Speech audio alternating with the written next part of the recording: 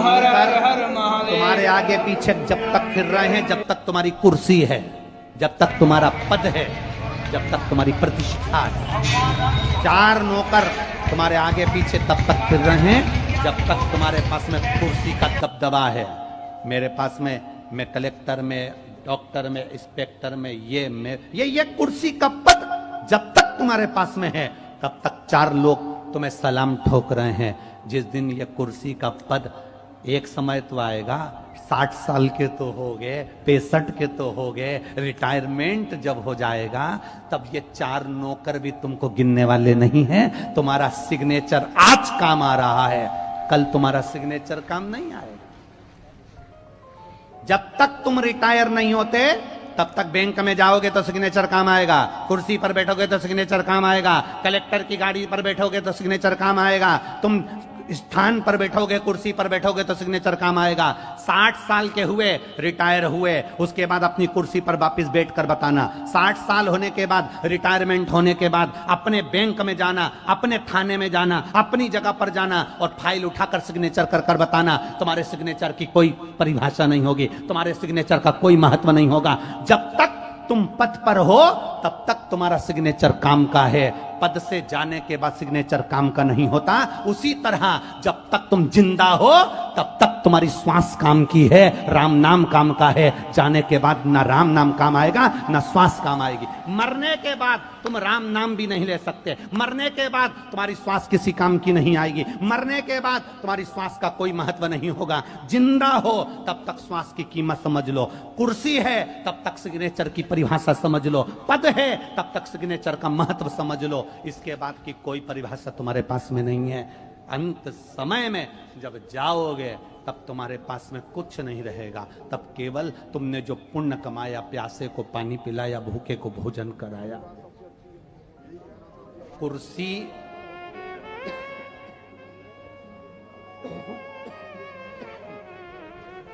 Retirement के बाद में, रिटायर होने के बाद में नौकर काम नहीं करेंगे। रिटायर होने के बाद में तुमने अपने सिग्नेचर से किसी का भला कर दिया होगा ना, तो वो 25 बार तुम्हें सलाम ठोकेगा। सर पानी भर दूं क्या, सर ये कर दूं क्या, सर आऊं क्या। आप उदास दिख रहे हो सर। रिटायर होने के बाद तुम्हारी खुद की औलाद भी तुमको अच्छे से व्यवहार नहीं करेगी, पर रिटायर होने से पहले तुमने जो सिग्नेचर का सदुपयोग करा, किसी का भला कर दिया, तो वो तुम्हारी औलाद जैसा काम कर जाएगा, तुम्हारे को लेकर डॉक्टर के पास चला जाएगा, तुम्हें संभाल लेगा, तुम्हें साधेगा, तुम्हें संभालेगा। कोई साथ देगा ना देगा। तुम्हारा जब समय अच्छा चले, तुम्हारा जब समय अनुकूल हो, तुम्हारा समय जब अच्छा चल रहा हो, तब आप भगवत भजन अवश्य करिए। तुम्हारा जब समय अच्छा चले, तुम भगवान का नाम अवश्य लो। तुम्हारा समय जब अच्छा चले तो अच्छा काम करते चलो।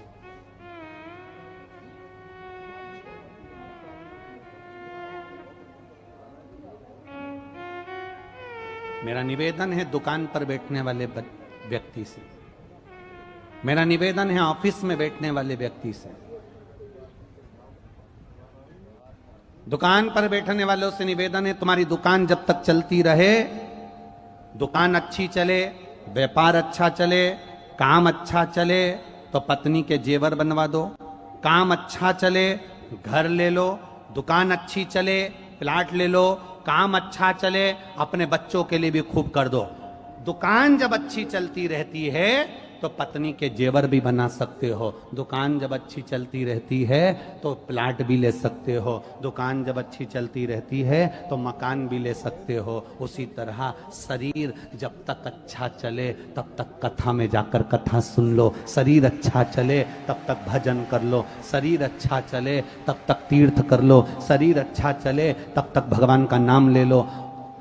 पहले भी कथा में कहा, शरीर चले तब तक तीर्थ कर लो, भजन कर लो, कीर्तन कर लो, और तुम्हारे घर में जब तक चले दोनों हाथों से दान कर लो। उसके बाद मौका नहीं मिल पाता है, उसके पास समय नहीं मिल पाता है।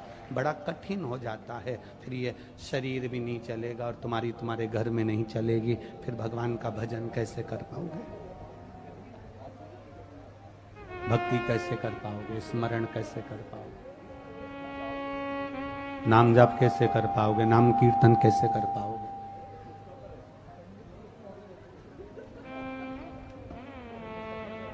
चले इसको चला। और अंत समय प्रभु आना पड़ेगा, वचन दिया तो निभाना पड़ेगा। आए ना आए प्रभु कुटुंब कबीला, अंत समय प्रभु आना पड़ेगा, वचन दिया तो निभाना पड़ेगा। अंत समय प्रभु आना पड़ेगा, वचन दिया तो निभाना पड़ेगा। अंत समय में फिर आपका किया गया पुण्य आपके साथ में चलेगा, आपका किया गया भजन आपके साथ चलेगा, आपका किया गया मंत्र जाप आपके साथ चलेगा, आपका किया गया स्मरण आपके साथ चलेगा। नंदी हिला नहीं, नंदी बैठा है। पार्वती जी कह रही है हमारा गण होकर हमारा कहना नहीं मान रहा है, तो हमारा गण है और हमारा कहना नहीं मान रहा है।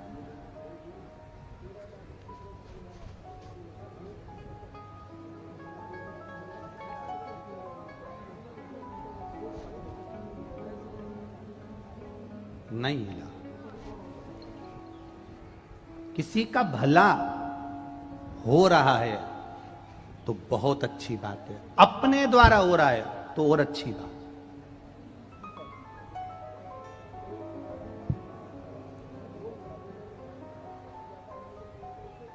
शिव महापुराण की कथा सुनकर जितने नवयुवक बेटा बेटी कंपटीशन एग्जाम में बैठे हैं, चाहे तुम रेलवे का एग्जाम दे रहे हो, चाहे तुम टीचर लाइन का एग्जाम दे रहे हो, चाहे तुम सीए के लिए दे रहे हो, चाहे तुम कलेक्टर के लिए दो, चाहे तुम एसपी के लिए, तुम्हारी मर्जी, तुम मिलिट्री का दो, आर्मी का दो, नेवी का दो, जो दे रहे हो।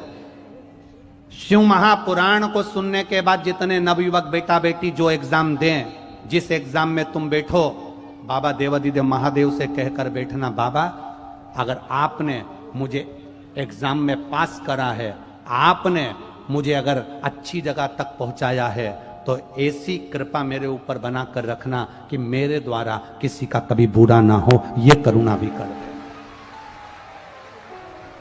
मुझे अगर पद देना, मुझे अगर प्रतिष्ठा देना, मुझे अगर इज्जत देना, मुझे अगर कुर्सी देना, तो इतनी कृपा जरूर कर देना कि मेरे द्वारा किसी का बुरा नहीं, मेरे द्वारा किसी को कष्ट ना हो।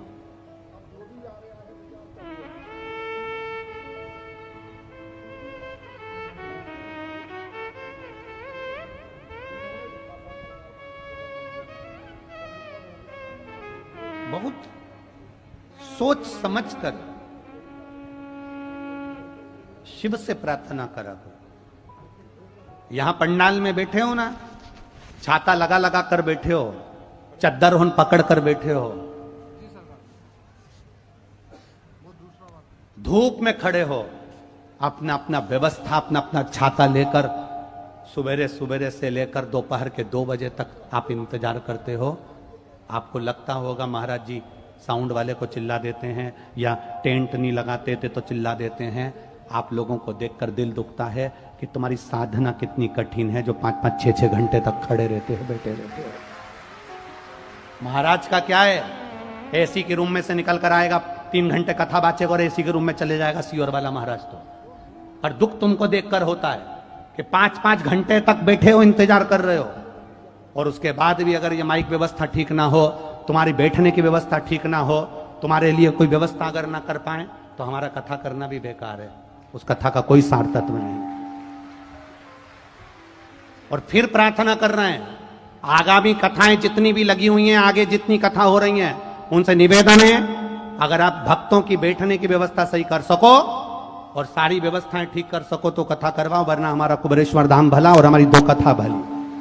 हमें नहीं जाना फिर बाहर निकलकर कथा करने के लिए। अगर भक्त दुखी हैं तो ऐसी कथा करने से सियोर वाले महाराज का कोई मतलब नहीं है। कोई करोड़ों का धन सियोर वाला महाराज नहीं लेता तुमसे कथा करने का, जो तुम्हारे दबाव में आकर बैठा रहेगा यहां कथा करने के लिए। इतना अंदाजा लगा कर रखिएगा। भक्तों की व्यवस्था हो तो कथा हो, नहीं हो तो कुबेरेश्वर धाम भला और भगवान की भक्ति भली और शिव नाम भला, भजन भला। कितना कितना ये माइक इसकी आवाज ना पहुंचे तो हमारा क्या मतलब यहां से बैठना। ये धूप में बैठे हैं, जरा जरा से बच्चों को गोदी में ले लेकर छाता लगा लगा कर। मेरा आस्था वालों से निवेदन है, इनको दिखाओ, केवल पंडाल में बैठे हुए को नहीं, इनको दिखाओ जो धूप में छाता पकड़ पकड़ कर बैठे हैं 4-4 घंटे से। सुबह 6 बजे से इंतजार करते हैं इस कथा का, 2 बजे की कथा का, 500 600 किलोमीटर दूर से आते हैं। उनको उनका छाता पकड़े, बच्चा गोदी में है, छोटे हैं, पकड़े खाता, केवल कथा के लिए आए 3 घंटा, क्योंकि उनको मालूम है ये कथा नहीं है, ये मेरे देवघर वाले की मिलन की एक स्थान है। वो मिलेगा, मेरा शिव तत्व प्राप्त होगा। भक्ति, भक्ति का बल बड़ा होता है।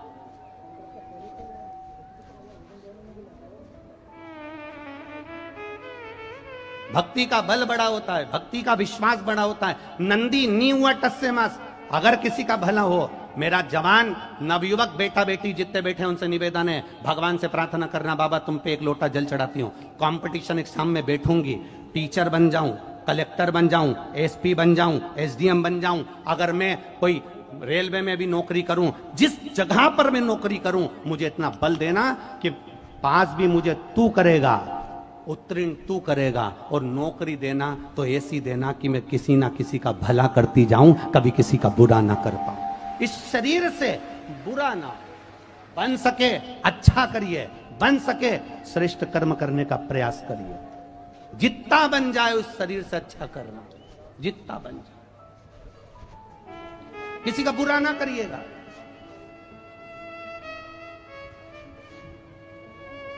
किसी का गलत ना करिएगा।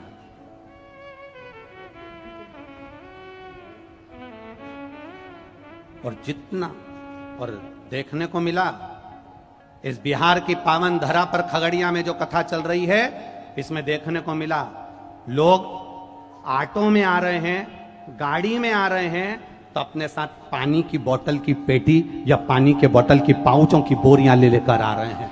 धन्य हैं। कोई आ रहा है तो बोरी में बिस्कुट भर कर ला रहा है, कोई आ रहा है तो टॉफी भर कर ला रहा है, कोई आ रहा है तो पेप्सी भर कर ला रहा है, कोई आ रहा है तो कोल्ड ड्रिंक भर कर ला रहा है, कोई आ रहा है तो फ्रूटी भर कर ला रहा है। धन्य हैं। बिहार वासियों में आपको नमन करता हूं, आपकी श्रद्धा को नमन करता हूं। धन्य हैं आप।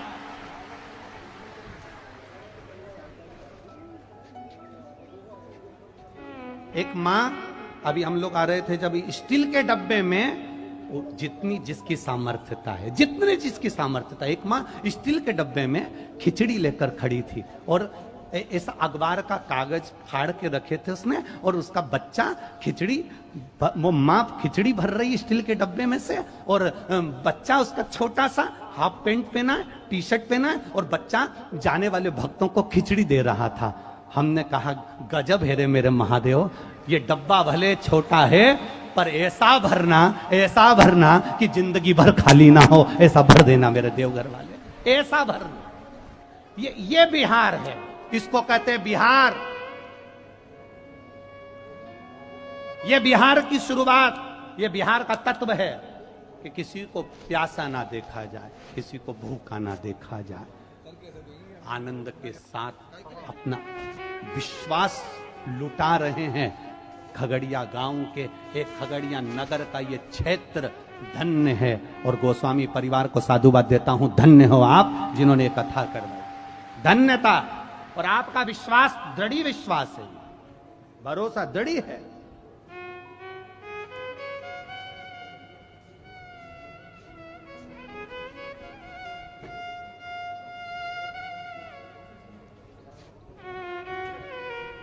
भरोसे के साथ शिव तत्व को नंदी नहीं हटा। आप सत्कर्म करने का एक अगर फिर निवेदन करूंगा नवयुवक बच्चों से, अगर आपने मन बना लिया ना, संकल्प ले लिया कि मेरे को अगर अच्छी नौकरी मिल गई, मैं अच्छी जगह पर पहुंच गया, तो प्रतिज्ञा करता हूं किसी का दिल नहीं दुखाऊंगा। हाथ के सिग्नेचर से अगर काम होगा तो अच्छा ही होगा और दुनिया के हित का होगा। तो मेरा महादेव भी तेरा हाथ पकड़कर, जिस हाथ से तू जल चढ़ाता है, तेरा हाथ पकड़कर वो तुझे अच्छे स्थान पर पहुंचा देगा, सिंहासन पर पहुंचा देगा, ये निश्चित है। अगर संकल्प लेकर आप बैठे हो कि मेरे द्वारा मैं किसी का गलत नहीं करूंगा, तो परमात्मा कभी तेरा गलत नहीं करेगा। अगर आपने अपनी बोतल से किसी को पानी दे दिया है, तो तेरे को पीने की चिंता मत करना, तेरे लिए पानी की बोतल भी महादेव लाएगा, और खाली सिंपल पानी नहीं लाएगा, गंगा जल भर कर तेरे को पिलाने के लिए लेकर आएगा। तू विश्वास तो अटल रख, भरोसा तो अटल रख, तेरी दृढ़ता, तेरी श्रद्धा तो अटल रख।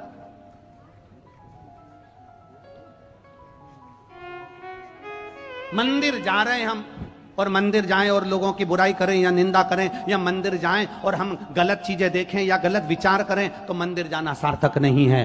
सारी समस्या का हल एक लोटा जल है, सारी समस्या का हल एक लोटा जल है, पर उस जल को छल के बिना चढ़ना चाहिए। हमारे भीतर कोई छल ना हो, हमारे भीतर कोई कपट ना हो, हमारे भीतर कोई प्रपंच ना हो, केवल निर्मल मन से हम शिव जी को एक लोटा जल चढ़ाएं। उस समय पर महादेव बस इतनी प्रार्थना रखना कि तू मेरा हाथ पकड़ना, मैं गिरूं भी तो संभालना तू, और अगर मुझे दुख भी आए तो संभालना तू, और खुशी में तू मुझे बहुत दे दे तो संभालना तू, कहीं मुझे अहंकार ना आ जाए, कहीं मुझे अभिमान ना आ जाए, संभाल तू लेना। तेरे बराबर कोई नहीं संभाल सकता।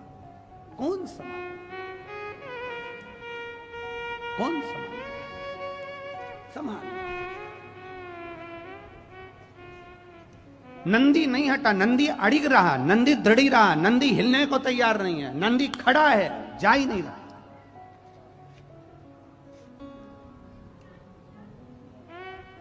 खड़ा नंदी, दृढ़ी,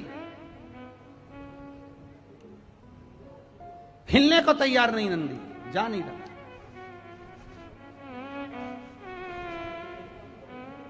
अब पार्वती जी ने कहा तू हमारा कहना नहीं मानेगा। नंदी बोले नहीं, चुप, मौन, बोले नहीं।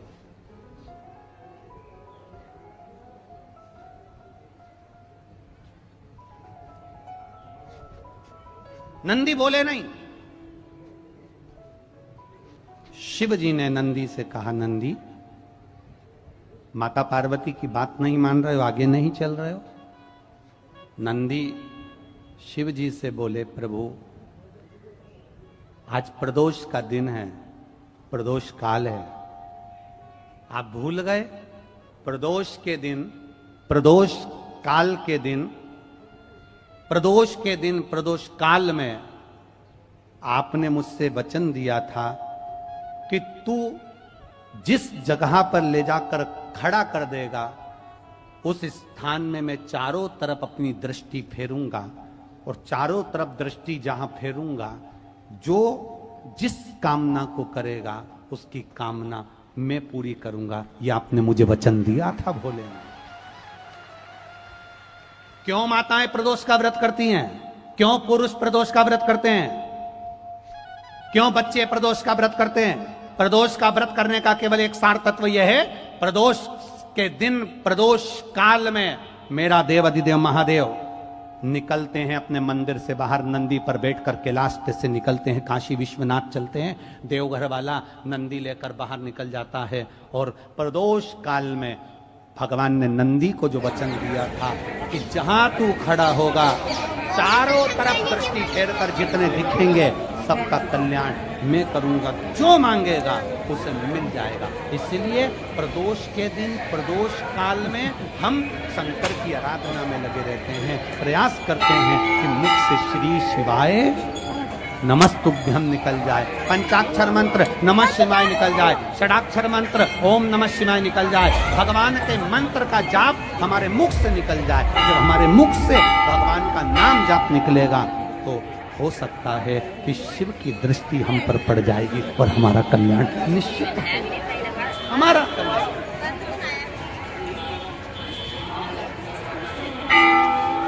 एक दिया बेलपत्र के नीचे देवाधिदेव महादेव से प्रार्थना कर कर, हे शिव शंकर, हे गौरी शंकर, हे शिव, आज प्रदोष का दिन, प्रदोष काल में आप भ्रमण के लिए निकलोगे नंदीश्वर के साथ में, ऐसी कृपा करना। आपके लिए मैंने द्वार सजाया है भोलेनाथ, आपकी दृष्टि मेरी चौखट पर भी कर देना, मेरी जिंदगी सवर जाए। इसलिए 2 दीप स्मरण करो। हाँ, अच्छा इशारा करा है, उसे समझ गए हो। जिस दिए को आप लगाओगे प्रदोष के दिन, प्रदोष काल में, एक दिया बेलपत्री के वृक्ष के नीचे लगाया है, और दूसरा दिया जब आप घर में प्रवेश करोगे तो राइट हैंड पर ही लगाएं। कौन से हैंड पर लगाएं? राइट हैंड पर। बहुत बहुत साधुवाद आपको दीदी, धन्यवाद, धन्यवाद दो। उन्होंने इशारा करके बताया कि दिया किस ओर लगाएं, कम से कम अपने को अंदाजा तो लग जावे ना दिया किस ओर लगना चाहिए। साधुवाद था, बहुत बहुत साधुवाद। इसको जागरूक श्रोता कहते हैं, जिनको कथा के प्रति रुचि है और भगवान के भजन के प्रति रुचि है, वो तुरंत भाव से उसको स्वीकार कर ले। तो 2 जगह दीप, पहला कहां पर लगाएंगे? जम के बोलो जरा। बेलपत्री के वृक्ष के नीचे। अब बेलपत्री के वृक्ष को भी समझना, कौन सा वृक्ष होना चाहिए? जो आप खड़े हो, दोनों हाथ ऊपर हो, उस हाथ तक भी उसकी पत्ती को स्पर्श ना हो पाए, मतलब उसकी छाया हमारे पूरे शरीर पर पड़े, तो बेलपत्री के वृक्ष की मूलता का आनंद है। जो छोटे बेलपत्री के वृक्ष होते हैं, छोटे छोटे जो पौधे होते हैं बेलपत्री के, इनको जल डालकर, खाद डालकर सिंचित करो, बड़ा करो, उनको पोषित कर कर, बड़ा कर कर कहीं अच्छी जगह उनको लगाओ। ये नहीं कि छोटी बेलपत्री के पत्ते तोड़ लो या छोटे से पौधे के पत्ते तोड़ लो, वो श्रेष्ठता नहीं है। शिव पुराण कहती है वृक्ष वो होना चाहिए जिसकी छाया हमारे ऊपर आए। बाकी के आपके घर में आप बेलपत्री का पौधा लगाते हो, उसको बड़ा करो, बड़ा करने के बाद उसको कहीं अच्छी जगह पर लगाओ जिससे वह बेलपत्री का पौधा बड़ा हो जाए। बड़ा हो जाएगा, हम हैं नहीं हैं, कम से कम वो पौधा रहेगा, वृक्ष बनेगा। वृक्ष बनेगा तो उसकी पत्तियां टूटकर महादेव पर चढ़ेगी, तो हमारा कल्याण अपने आप हो जाएगा। उसमें लगाइए आप वो बेलपत्री के पौधे को बड़ा करें, उसको लगाओ, वृक्ष हो बड़ा। तो पहला दिया कहां लगाएंगे? बेलपत्री के वृक्ष के नीचे। और दूसरा अपने घर में प्रवेश करते समय राइट हैंड में बाहर। शिव तत्व को जानना। कौन से दिन? जम के बोलो जरा। प्रदोष के दिन। कौन से समय? प्रदोष काल, शाम का जो समय हो, शाम का समय, प्रदोष काल का समय, भगवान को दीप प्रज्वलित कर दिया। शिव तत्व कह रहा है। नंदी ने शंकर भगवान से कहा, आपने वचन दिया था मेरे को, आपने मुझे वचन दिया था, आपने मुझे वचन दिया था भोलेनाथ कि प्रदोष के दिन, प्रदोष काल में नंदी तू मुझे जहां ले जाकर खड़ा कर देगा, उसके आसपास में जहां मेरी दृष्टि पड़ेगी, वो जो मांगेगा महादेव उसकी झोली खुशियों से भर देगा।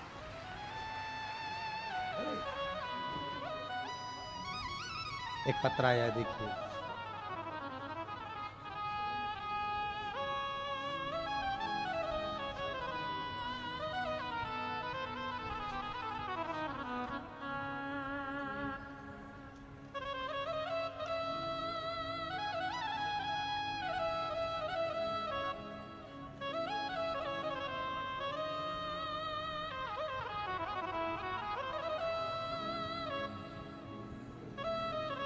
इसमें नाम लिखना तो जीजी भूल गई।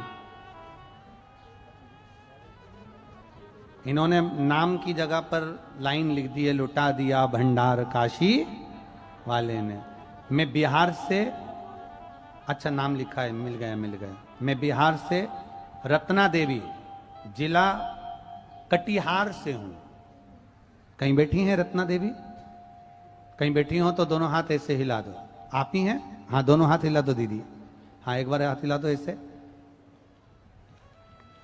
मैं बिहार से रत्ना देवी, जिला कटिहार से हूं। गुरुदेव, मैं क्या वर्णन करूं देवाधिदेव महादेव का। मेरा बेटा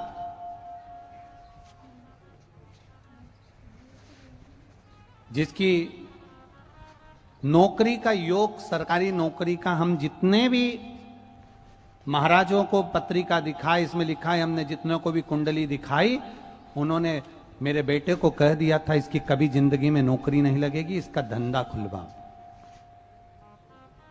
इसको कोई दुकान खुलवा दो, कोई धंधा खुलवा दो, इसकी नौकरी नहीं लगेगी। आपने लिखा कि कुंडली में नौकरी के योग किसी महाराज ने नहीं बताए, सबने धंधे के योग बताए। गुरुदेव, मैं निराश हो गई, अब करूं तो करूं क्या। तब हमारी पड़ोसन टीवी पर शिव पुराण सुनती थी, हमने भी देख लिया और हमने भी आस्था चैनल चालू कर टीवी पर कथा सुनना प्रारंभ करा। और कथा सुनना, उस दिन आपने कथा में कहा था शंकर जी के मंदिर में जाकर झाड़ू लगाना, पोछा लगाना, तनख्वाह भोलेनाथ देंगे। तुम झाड़ू लगाओ शिव के मंदिर में, पोछा लगाओ शंकर के मंदिर में, सफाई करो शिव के मंदिर में, और लगातार बाबा की सेवा करो। दिया जलाओ मत जलाओ, पर उसके मंदिर की सेवा कर ली, तनख्वाह वो देगा। बाबा, आपका क्या वर्णन करूं। 1.5 साल मैंने बाबा की, आपकी कथा सुनकर पीछा नहीं छोड़ा महादेव का। मंदिर में झाड़ू लगाती, पोछा लगाती। लोग कई बार मुझसे कहते, कितने रुपए महीने में काम कर रही हो। लोग मुझसे कहते, कितने रुपए महीने में काम कर रही हो। बाबा, काम करना नहीं छोड़ा, बाबा के मंदिर में सफाई करना नहीं छोड़ी। और मेरे छोटे लड़के ने तुरंत कहा, मां एक इंटरव्यू आया है, दे दूं। मैंने भी भोले बाबा का पोछा लगाते लगाते कह दिया, दे दे। और बाबा की कृपा से 1.5 साल में बाबा ने 11 मई को मेरे बेटे को रेलवे की नौकरी में ज्वाइनिंग दे दी। मेरे बाबा को धन्यवाद करने के लिए आए। ये शिव तत्व है, तो घड़ी। बैठो बहन, हर हर महादेव, बहुत बहुत साधुवाद, बधाई आपको। इसी को शिव भक्ति कहते हैं, इसी को शंकर की अविरल भक्ति कहते हैं। खाली न जाता कोई दर से तुम्हारे, खाली न जाता कोई दर से तुम्हारे, मैं भी खड़ा हूं बाहें पसार, अपने हृदय लगा लो लगा लो, गिरा जा रहा हूं, उठा लो। मेहनत करो, खूब पढ़ाई करो, दिल से पढ़ो, अच्छी मेहनत करो। जितना रोज पढ़ते हो, अध्ययन करते हो, उससे दुगना अध्ययन करो। जितनी मेहनत रोज करते हो, उससे दुगनी मेहनत करो। जितना परिश्रम एक दिन करते हो, उससे दुगना परिश्रम करो। और बाबा का नाम लेकर कंपटीशन एग्जाम में बैठ जाओ, बाबा निकाल देगा, पार कर देगा। वो शिव है, वो ओघड़ी है, वो त्रिकालदर्शी है, वो कैलाशी है, वो अविनाशी है। दिल से करो, दिल से।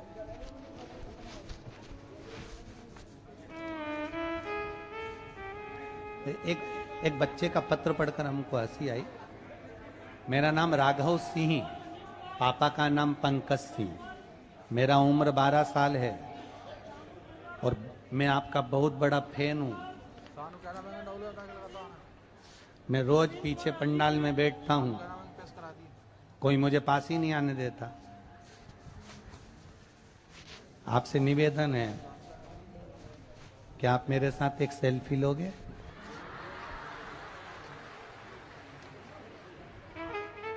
अगर नहीं लोगे तो मैं कट्टी हो जाऊंगा। ये पत्र टीवी पे भी आप पढ़ सकते हो, टीवी पे भी पत्र, कहाँ बैठा है ये राघव सिंह? कहाँ है बाबू, कहाँ है?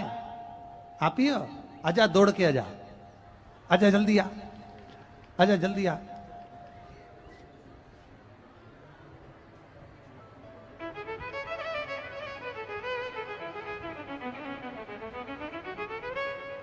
शिव कृपा वो घड़ी है, दयालु है, दातार है। अरे कृपा की न होती जो आदत तुम्हारी, तो सुनी रहती अदालत तुम्हारी। शिव कृपा, करुणा। आप विश्वास के साथ में अगर प्रदोष के दिन बेलपत्री के वृक्ष के नीचे दिया लगा रहे हो, चौखट के पास में दिया लगा रहे हो, तो मेरा बाबा नंदी को वचन दिया है, प्रदोष के दिन तू जहां ले जाकर खड़ा करेगा मैं उस पर अपनी दृष्टि दे दूंगा। और मेरे ओघड़दानी, मेरे प्रकालदर्शी आज नंदी पर सवार होकर वहां शिलाद मुनि के सम्मुख में बैठे हैं।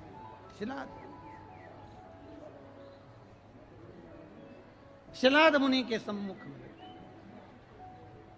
अब शिवजी ने कहा नंदीश्वर से, बाबा उघड़दानी नंदीश्वर से कह रहे हैं, मेरे भोलेनाथ नंदीश्वर से बोले कि तू आगे क्यों नहीं बढ़ता?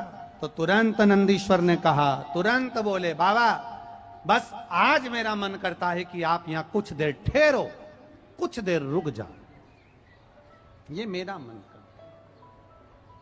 बहुत ध्यान दीजिएगा, अपने स्मरण में रखिएगा।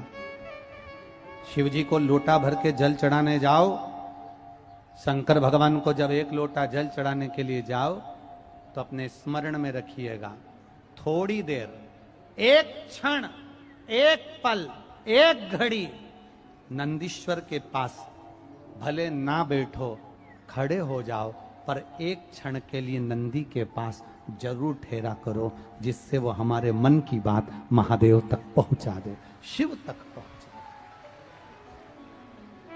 हमारे मन की बात भगवान शिव से कहे, हमारे मन। जब अपने मन की बात हम देवाधिदेव महादेव से कहें तो अपने हृदय की बात, अपने चित्त की बात महादेव तक पहुंचाने के लिए मेरा देवाधिदेव, मेरा महादेव, मेरा शंभू तक अपनी बात पहुंचाने के लिए मेरे शंकर भगवान ने अपने नंदी को हमें दे रखा है। ऐसी नंदी की महत्वता है। शिव ने अपनी बात, एक भक्त की बात महादेव तक पहुंचा सकता है नंदी।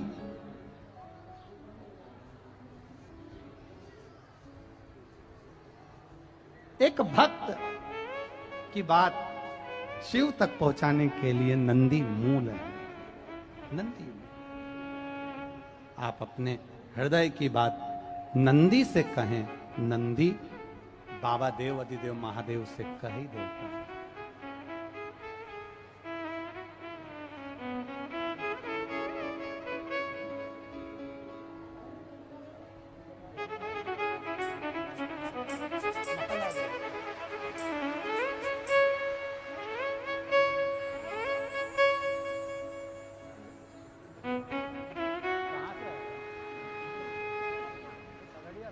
क्या नाम पूरा?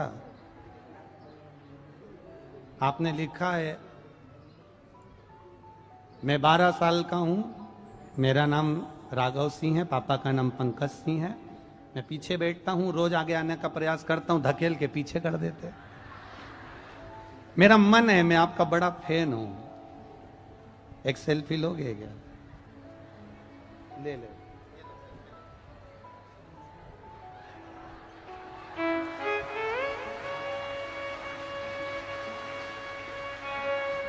अब कट्टी मत हो ना, इसमें लिखा है आपने, क्या लिखा है? सेल्फी नहीं लोगे तो कट्टी हो जाऊंगा। ले पत्र तुम्हारा।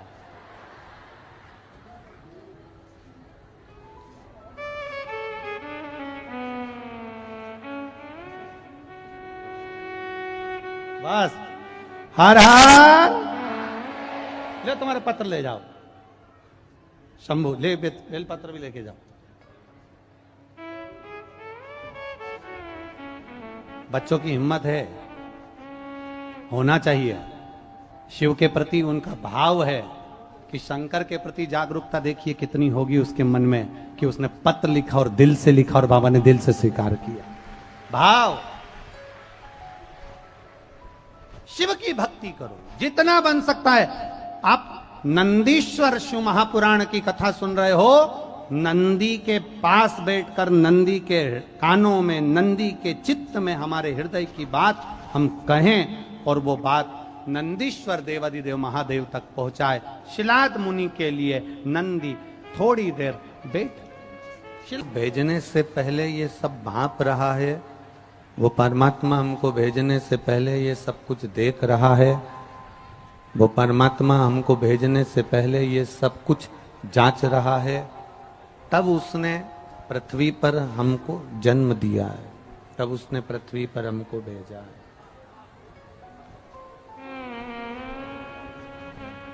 मृत्यु लोक में तब हमारा जन्म हुआ, पृथ्वी पर तब हम आए हैं।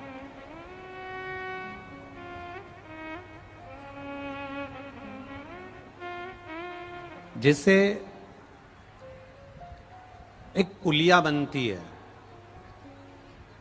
बहुत ध्यान लगाकर जरा स्मरण करिएगा शिव महापुराण का, कि एक पुलिया बनती है। जैसे एक पुलिया का निर्माण होता है, एक पुलिया बनती है, एक पुलिया को जब बनाया जाता है, एक पुलिया का निर्माण किया जाता है, एक पुलिया को जब बनाया जाता है तो पुलिया बनने पर अगर वो पुलिया बाढ़ आने पर, बारिश आने पर, पानी आने पर पानी में डूब जाती है, पुलिया बनाई आपने और वो पानी में डूब गई, वो पानी में डूब रही है और जनमानस परेशान हो रहा है कि ये इतनी बड़ी पुलिया बनी थी, लाखों रुपए आए थे और पुलिया बनने पर ये पानी में डूब गई, पानी में चली गई, पुलिया को पानी में पहुंच गई। पुलिया फिर बनाने से लाभ क्या हुआ, पुलिया बनाने का फिर फायदा क्या हुआ?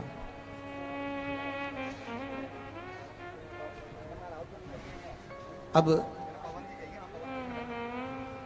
किसी ने पूछा कि तुमने ये पुलिया बनाई और ये पुलिया तो पानी में डूब गई, तुमने ये पुल बनाया और ये पुल तो पानी में डूब गया। मैंने उनको इन्फॉर्म कर दिया, मैंने मोहनलाल जी को इन्फॉर्म कर दिया। और इन्वेस्टिगेशन कौन? आवाज नहीं आ रही है।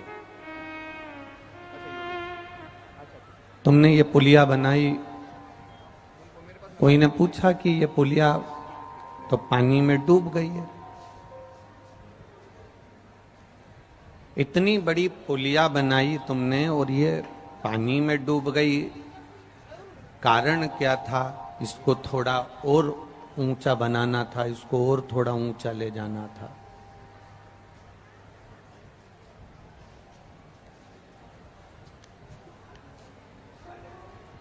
इसको और थोड़ा ऊंचा तक लेकर जाना था, तुमने नीचे बना दी और वो पानी में डूब गई है, वो नीचे बना दी और वो पानी में डूब गई है, इतना नीचा कर दिया कि वो पानी में डूब रही है। क्या जिसने पुलिया का निर्माण करा उसने कहा कि हमने जितना हमारे पास में बजट था, जितना हमारे पास में पैसा था,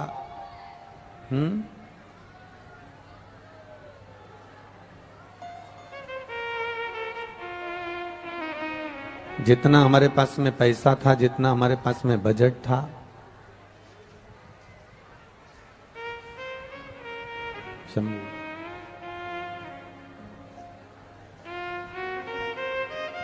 जितना हमारे पास में बजट था, जितना हमारे पास में पैसा था, हमने उस हिसाब से इस पुलिया का निर्माण किया। जितना पैसा हाथ में आया उसके हिसाब से हमने पुलिया का निर्माण करा। फिर किसी ने कहा कि ये तो पानी में डूब गई, तुमने जो बनाया था, इतनी बड़ी पुलिया बनाई वो तो पानी में डूब गई। अब पानी में चली गई है तो। हाँ हाँ, मैं देखो पहले से ही यहाँ पर ही तुम्हारे हाथ में पैसा कितना आया जो तुमने पुलिया बनाई? तो कहा जितना पैसा आया उस हिसाब से हमने ये पुलिया बना दी और ये पानी में डूब गई। अब जरा विचार करिएगा,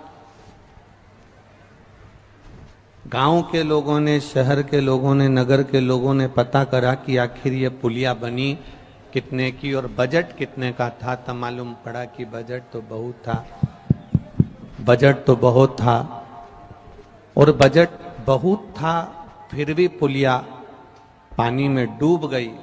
मतलब दोष बनाने वाले का है। बजट तो आया था पर वो पानी में अगर पुलिया डूब गई तो उसके लिए जवाबदार बनाने वाला है। उसी तरह भगवान ने हमको जन्म दिया, 21,600 श्वास मेरे बाबा ने प्रतिदिन हमको दी है। 3.5 करोड़ रोम छिद्र मेरे बाबा ने हमको दिए हैं। पूरा शरीर अच्छा दिया है, पूरा बजट बनाकर भगवान ने पैदा किया। उसके बाद भी हम अगर इस शरीर को डुबो दिए, पूरा बजट परमात्मा ने देकर भेजा और उसके बाद भी हम अगर इस शरीर को डुबो दिए तो फिर इस शरीर की कोई मूलता नहीं, फिर इस शरीर की कोई महत्वता नहीं है। इस शरीर की कोई मूलता, कोई महत्वता फिर इस शरीर की नहीं रही है महाराज। उसने दिया 21,600 श्वास प्रतिदिन दी है उसने। 21,600 श्वास उसने प्रतिदिन प्रदान करी है। 3.5 करोड़ रोम छिद्र इस मनुष्य की देह को प्रदान किए हैं। भगवान की अपनी एक अविरल भक्ति भगवान ने देकर हमको भेजा है मृत्युलोक में, पृथ्वी पर। और उसके बाद भी अगर हमने इस मनुष्य देह को गंवा दिया, इस मनुष्य देह को पानी में डुबो दिया, तो फिर इसकी कोई मूलता नहीं, कोई इसका भाव नहीं है महाराज। मिली है, ये परमात्मा ने दी है हमको, भगवान ने हमको प्रदान करा है मानव का शरीर, ये मनुष्य की देह है। और मिल तो गई है। अब इस इतना कान लगा के अगर बक्से सुनना पड़े तो क्या मतलब बक्सा लगाने से? कान लगा लगा के बक्से सुनना पड़े तो बक्सा लगाने से कौन सा मतलब है रे बाबा?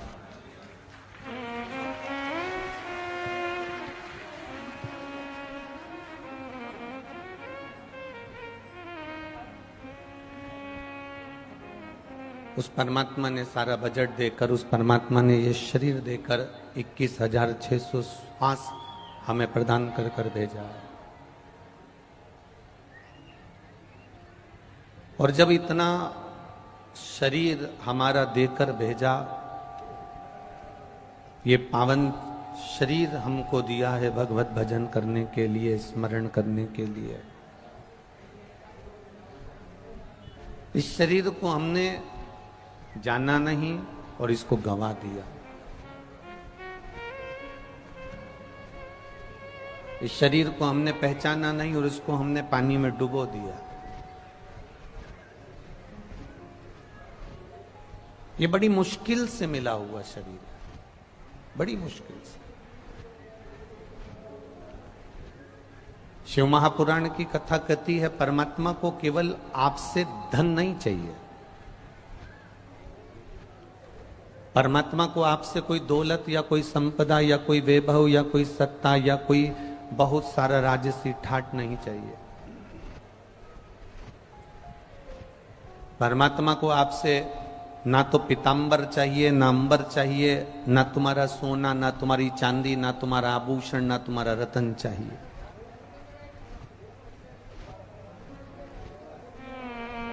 रामचरितमानस में तुलसी बाबा लिखते हैं, निर्मल मन सो मोहि पावा। भगवान को तुम्हारा वैभव या तुम्हारा धन या तुम्हारी दौलत या तुम्हारी संपदा या तुम्हारी सत्ता से मतलब नहीं होता। परमात्मा को अगर मतलब है तो केवल तुम्हारा जो निर्मल मन है, शुद्ध जो भाव है, तुम्हारी जो भक्ति है, परमात्मा को उससे मतलब है। बाकी की कोई चीज से परमात्मा को मतलब नहीं है। परमात्मा को कोई कुछ भी नहीं चाहिए। आपका निर्मल मन अगर है निर्मल सोच है, निर्मल मन है, अच्छी बुद्धि है, अच्छा चित्त है, परमात्मा की भक्ति तुम्हारे भीतर है, तो परमात्मा को फिर तुमसे कुछ नहीं चाहिए।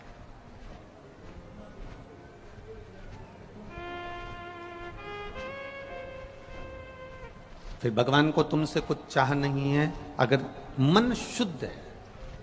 अच्छा एक बात बताओ, आप लोगों के यहां बिहार में अचार डलता है क्या? अरे बोलो जम के, डलता है? केरी का, आम का, नींबू का, आंवला का, ठीक है।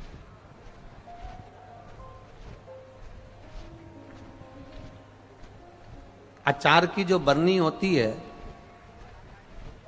उसमें जो चम्मच से अचार निकालते हो वो एकदम साफ चम्मच लेते हो कि दाल सब्जी में चावल में भिड़ी हुई लेते हो? जम के बोलो जरा, साफ। अगर दाल की चम्मच ले लो या सब्जी की चम्मच ले लो या चावल की चम्मच ले लो या लौंजी की चम्मच ले लो या भुजिया की चम्मच ले लो और उससे अचार निकाल लो, तो अचार फिर अच्छा रहेगा कि सड़ जाएगा? सड़ जाएगा। मतलब अचार की बरनी को भी चम्मच चाहिए तो अच्छी चाहिए। अचार की बरनी में भी चम्मच डलती है तो झूठी नहीं डलती। और किसी और चीज में भींगी हुई भीड़ी लगी हुई वो चम्मच अचार की बरनी में भी नहीं चलती। जब अचार की बरनी में, जब अचार की बरनी में झूठी चम्मच नहीं चलती, जब अचार की बरनी में बेकार चम्मच काम नहीं करती, सब्जी में भिड़ी हुई झूठी, चावल में भिड़ी हुई, दाल में भिड़ी हुई चम्मच जब अचार की बरनी को नहीं चलती, तो फिर जरा विचार करना, हमारा झूठी जिह्वा, हमारा झूठा दिखावा, हमारी झूठी बातें परमात्मा को चलेगी क्या? परमात्मा को भी नहीं चलेगी, भगवान को भी नहीं लगती, चलती। जब झूठी चम्मच तुम्हारी दाल में नहीं चल रही, झूठी चम्मच दाल की या सब्जी की चम्मच तुम्हारी अचार की बरनी को स्वीकार नहीं करती, तो फिर परमात्मा को ये झूठा भाव कैसे स्वीकार करेगी?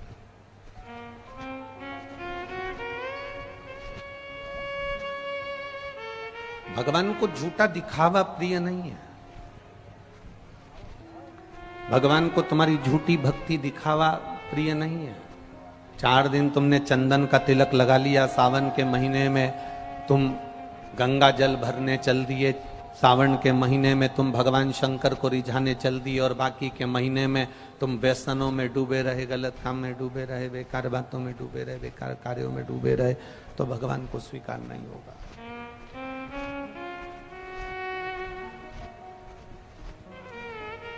वो भगवान को स्वीकार नहीं है। आज यहां कथा में एक भक्त आया है पटना बिहार से, जो पैदल चलकर काशी भी कथा में पटना बिहार से पहुंचे थे। केवल एक उनके मन में एक संकल्प था, उनका एक कार्य था, वो कार्य वो बता नहीं सकते, पर इतना उलझा हुआ कार्य था, इतना उलझा हुआ कार्य था कि अच्छी प्रशासन का अधिकारी भी उस कार्य को सुलझा नहीं सकता था। तो संकल्प लेकर पैदल पटना से काशी जब कथा हुई थी तो उसमें पहुंचे थे, और व्यासपीठ पर उनको बुलाया गया था। वहां से एक बेलपत्र बाबा की मांग कर लेकर गए थे, बाबा यहाँ पैदल चलकर आया हूं, अगर मेरा कार्य हो गया तो कहीं नजदीक में जब शिव महापुराण की कथा होगी तो आंखों पर पट्टी बांधकर अपने परिवार समेत यहां फिर पहुंचूंगा पैदल। कहां बैठे हैं वो?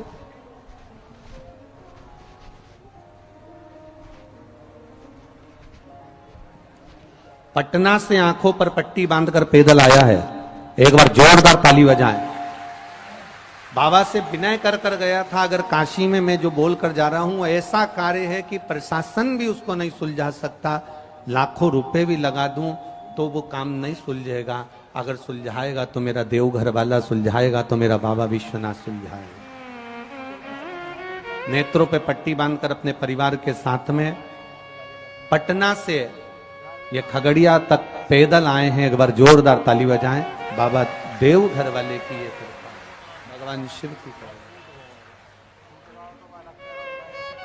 खाली न जाता कोई दर से तुम्हारे, खाली न जाता कोई दर से तुम्हारे, मैं भी खड़ा हूँ नन्ही बाहें पसारे, मैं भी खड़ा हूँ नन्ही बाहें पसारे।